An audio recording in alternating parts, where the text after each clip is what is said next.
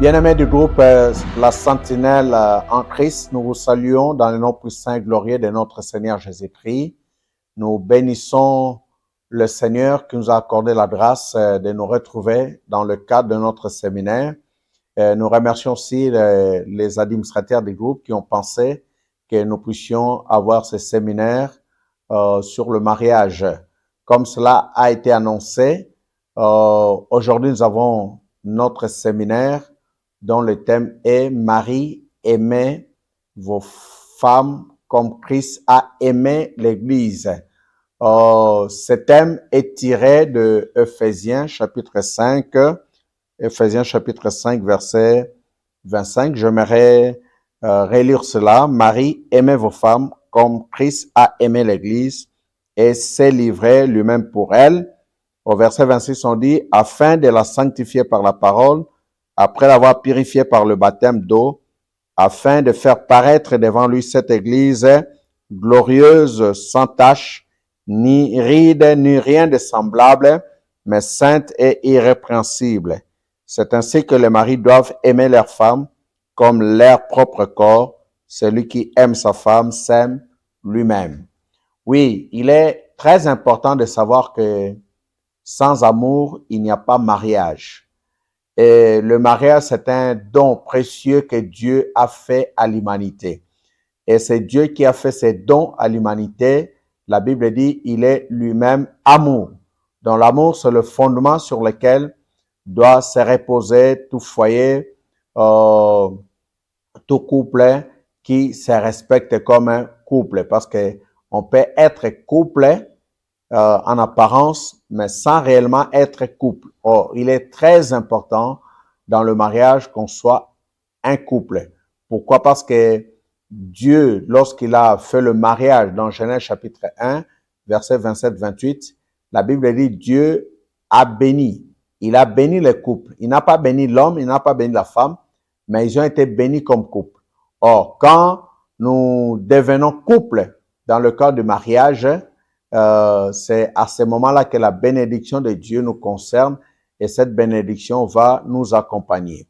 Bien-aimés, aujourd'hui, nous voulons parler sur l'amour, comme je l'ai dit. L'amour, c'est le fondement sur lequel doit reposer tout foyer, toute vie conjugale qui tient à la réussite de leur vie de couple, que ce soit le conjoint, la conjointe, l'homme ou la femme comme nous le savons. Mais lorsque nous parlons de l'amour, dans le cas du mariage, nous devons savoir que l'amour se caractérise par des éléments importants. Quand ces des éléments importants font défaut, il n'y a pas amour. Le premier élément est que l'amour se donne. L'amour se donne. Lorsqu'on dit l'amour se donne, ici nous voyons le don de soi, nous voyons les sacrifices, le fait de se donner à l'autre. Le deuxième élément qui caractérise l'amour, c'est que l'amour donne. Et quand nous parlons de l'amour donne, nous voyons aussi les partages. Les partages, pourquoi? Parce que l'amour n'est pas égoïste et ne le sera jamais. Ces deux éléments sont comme deux frères jumeaux. Ils vont de pair. Ils sont comme le deux revers de la médaille. On ne peut pas les séparer. On ne peut pas prendre l'un et laisser de côté l'autre. Donc, ces données et données doivent aller de pair pour qu'il y ait réellement amour. C'est très important. Et quand la Bible dit « Marie, aimez vos femmes comme Christ a aimé l'Église », on prend comme modèle d'amour ici Jésus-Christ. Comment Jésus-Christ a aimé l'Église. Et vous allez voir dans la manière dont Jésus-Christ a aimé l'Église, il s'est donné à cette Église-là en acceptant de se livrer pour l'Église, tel que nous avons lu dans le passage de Ephésiens chapitre 5. Là, nous avons commencé à partir du verset 25 jusqu'au verset 28. Donc, le Christ s'est donné à l'Église. Il s'est livré lui-même. Il a dit, je donne ma vie comme rançon. Donc, le don de soi est très important. Aujourd'hui, il y a bien des problèmes dans le foyer parce qu'on ne sent pas le mari se donner à sa femme. Et la femme sent aussi que mon mari ne se donne pas à moi. Et il peut vivre une sorte de crise d'amour. Mais Christ aussi, non seulement il s'est donné, mais il a aussi donné. Quand il a dit, je vous donne ma chair comme nourriture, je vous donne mon sang comme breuvage. Donc Christ n'a pas été égoïste, il nous a donné ce qu'il avait de meilleur. Ce qu'il avait de meilleur, c'était sa chair et son sang. Donc, en d'autres termes, c'est sa vie qu'il a donnée pour que nous devenions ses enfants. Bien-aimés, Christ, c'est le modèle parfait. Tout mari qui se respecte doit imiter Christ dans sa manière d'aimer. Il doit se donner à sa femme, il doit donner à sa femme. Ici, nous insistons sur le mari, mais cela concerne aussi les femmes, parce que l'amour dans le mariage doit être mutuel. Mais nous insistons sur le mari parce qu'ici, les commandements ici, on vise directement le mari. C'est pareil aussi à la femme, à l'épouse. Elle doit se donner à son mari et elle doit donner à son mari. C'est-à-dire, elle doit se sacrifier pour son mari, mais elle doit aussi partager ce qu'elle a avec son mari. Bien aimé, ces deux éléments sont très importants dans l'amour pour qu'on puisse maintenir l'équilibre dans la vie conjugale, dans la vie du couple. Et nous ne devons pas nous limiter à ce niveau-là, mais nous devons aussi aller plus loin. Quand nous disons devons aller plus loin, ça veut dire quoi? La Bible dit l'amour doit être sincère. Dans d'autres passages, on dit, dans d'autres versions, on dit l'amour doit être sans hypocrisie. Mais pour que l'amour soit sincère, pour que l'amour ne soit pas teinté d'hypocrisie, la Bible nous dit, nous devons aimer en acte et en vérité. Et la Bible dit, nous ne devons pas aimer seulement en parole, mais notre amour, nous devons le manifester en acte et en vérité. C'est ce qu'on nous recommande dans la parole de Dieu, dans l'apôtre Jean, dans 1 Jean chapitre 3, à partir du verset 18, il dit, « Petits enfants, n'aimons pas en parole et avec la langue, mais en action et avec vérité. » C'est-à-dire, il faut qu'il y ait des gestes d'amour. Parmi les gestes d'amour, l'attention que vous avez pour votre épouse ou pour votre époux, ça fait partie des gestes, des actes d'amour. La manière dont vous l'entretenez, la manière dont vous la considérez, ça fait partie des actes d'amour.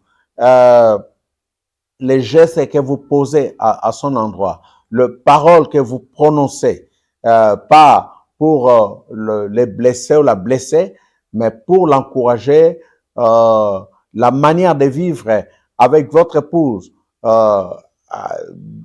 d'une manière douce, d'une manière tendre.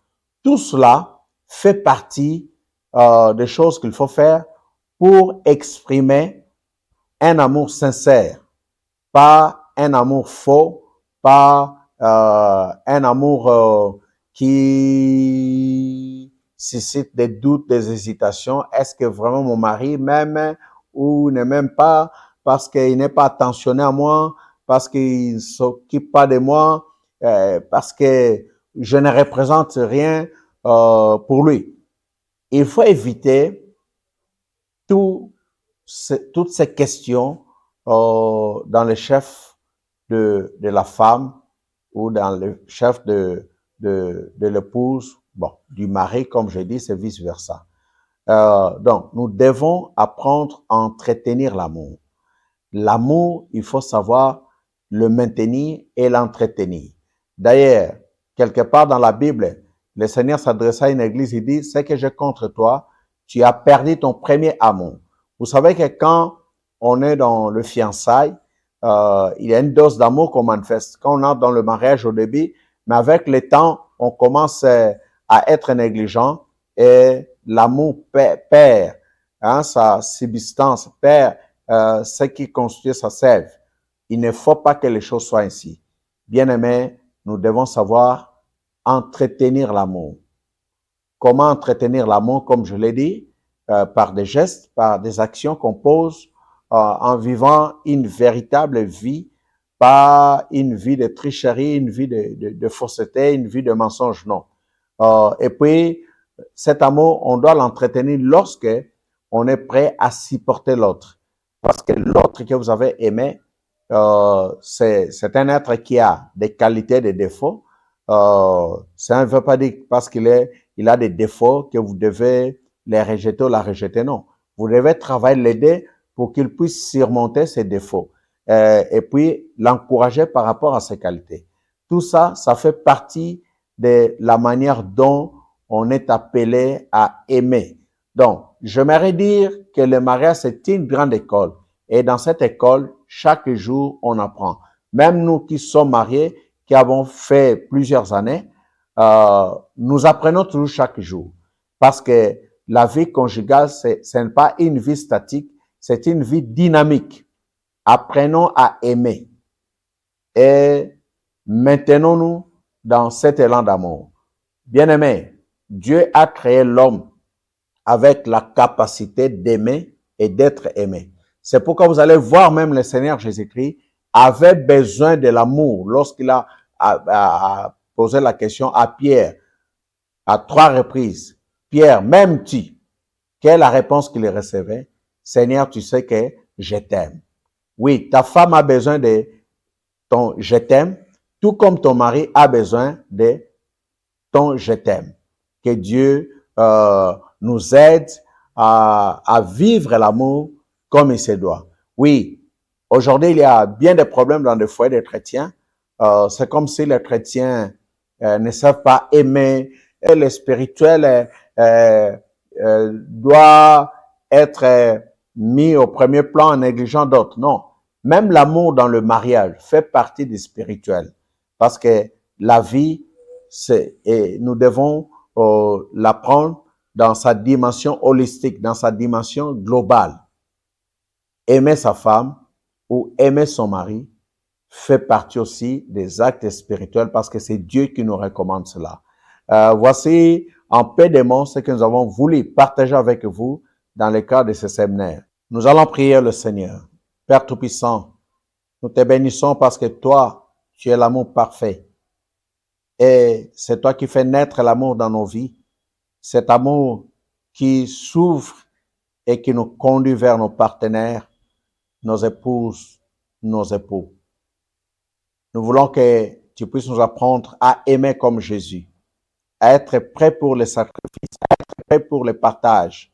Oui, Père de gloire, que les femmes que tu as mises à nos côtés, oui, Père de gloire, que nous puissions les considérer comme il se doit, que nous ne puissions pas basculer dans l'infidélité ou dans des choses qui peuvent faire ternir, faire éteindre la flamme de l'amour.